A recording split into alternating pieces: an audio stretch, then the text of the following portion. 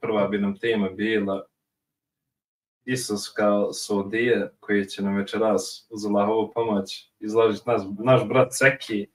Stoga Seki, bismillah, brati moj, kreni. Bismillah.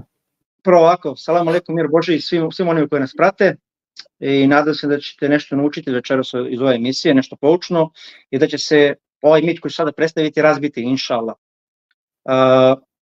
Isus kao sudija. Pa volim da započnemo ovako pitanjem kao prvo. Koliko je Božjih poslanika koji su hodali ovom zemljom bilo sudije? Evo recimo iz Biblije možemo da uzmemo primjer Davida. Sudija, kralj je sudija. Solomon, njegov sin, isto Božji poslanik, sudija. Da li to znači da zato što su oni sudili dok su bili na zemlji, da li to znači što su oni sada bogovi? Naravno ne. Internetom kruži laž, velika laž, i to sam u stvari prvo čuo od pravoslavnog, kako da nazovem sada, popa ili oca Gorana Kovačevića, ako nisam pogrešio njegovo prezime, gde on govori o tome kako muslimani imaju u Kuranu gde piše da Isus dolazi i on će suditi mrtvima i živima i mrtvima. I dolazi na sudnji dan. Sad ovako. Da li se Isus vraća po islamskom učenju? Odgovor je da. Da li će biti pravedni sudija? Odgovor je ponovo da. Da li se tako nešto spominje u Koranu? Spominju su hadisima. I čak šta više kada neki od ljudi citiraju taj hadis, ne citiraju ceo hadis, nego uzmu samo pola hadisa i citiraju pola hadisa. Sad je pitanje zašto to radi. Sad ja želim vama da pročitam taj hadis koji se nalazi u Sahih Muslimu, znači u Muslimu, ima Muslimu zbirka, njegova zbirka hadisa, nalazi se isto tako i u Buhariju, spominje se na mnogo mesta, znači, ali pročitat ću ovaj koji je u Muslimu. Ovako. Poslanik sallallahu alejhi ve sellem je rekao: tako mi onoga u čijoj ruci moja duša, Merimin sin, to jest Marin sin, Isus, će sići među vas kao pravedni sudija. I tu onda oni stanu. I onda kaže, aha, vidite, uhvatili smo vas muslimani, samo Bog može da sudi. Isus se vraća na sudnji dan i on će suditi živima i mrtvima. I tu stanu. Ne pročitaju ceo hadis. Znači, samo ova reč ovde kao pravedni sudija ne kvalifikuje nikoga da značajem da je on sad Bog. Nije.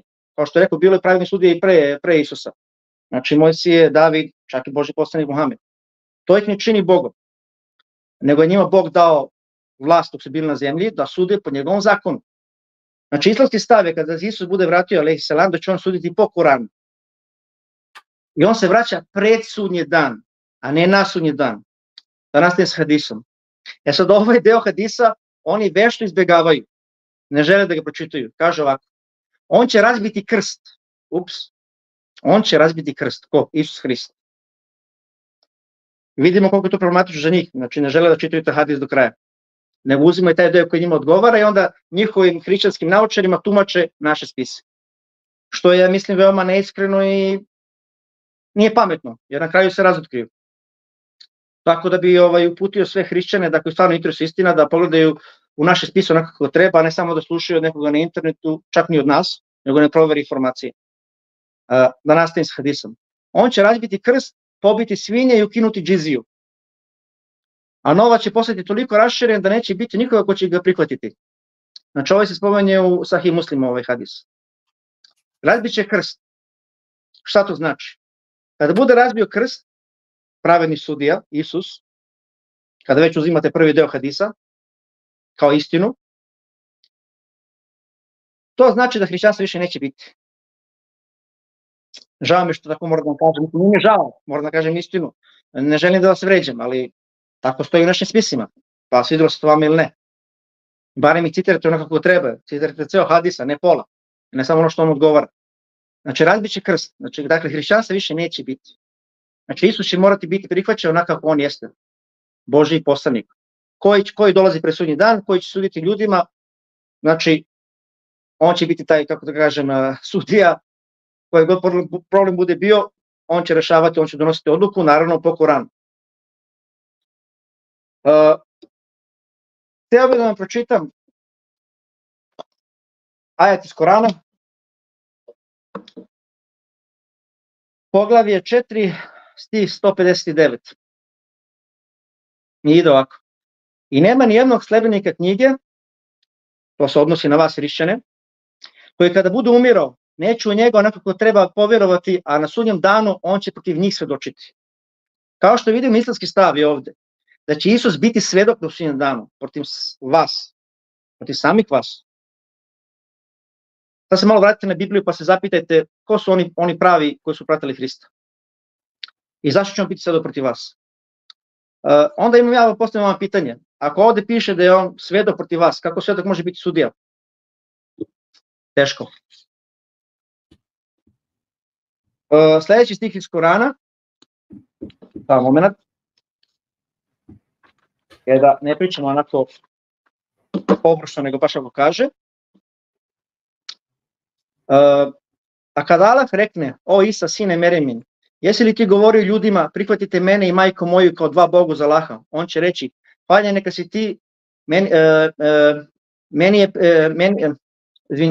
hvaljen neka si ti, meni nije priličilo da govorim ono što nemam pravo.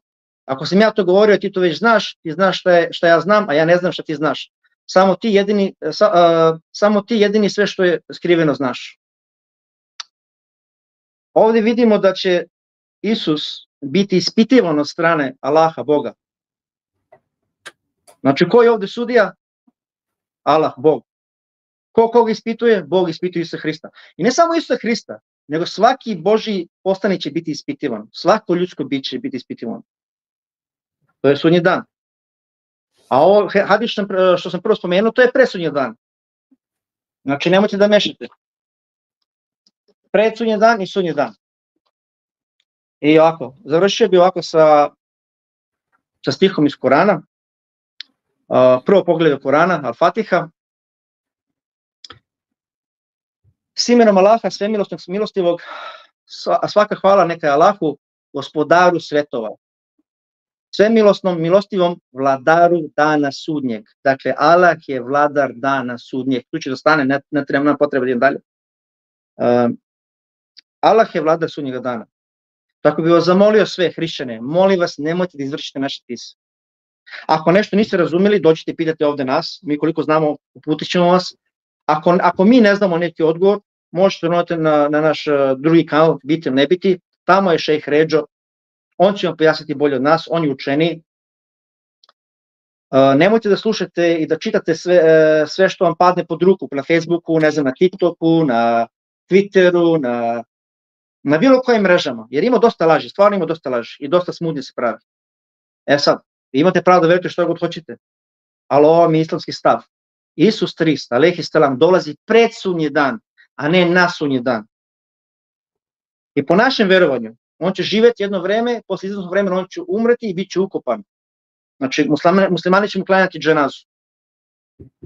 Molit ćemo se njega kada bude sakranjivali. Tek posle toga nastaje sudnji dan, posle izvesnog vremena. Dakle, on dolazi pred sudnji dan po našem verovanju, a ne na sudnji dan. Molim vas, nemojte da uzimate vaše spise i vašim pogledom da čitate naše spise i da nekako povezujete, jer teško da ćete uspjeti. I kao što se vidi, ne uspeva vam. Čak ne znate da je to u hadisu, da nije u Koranu uopšte.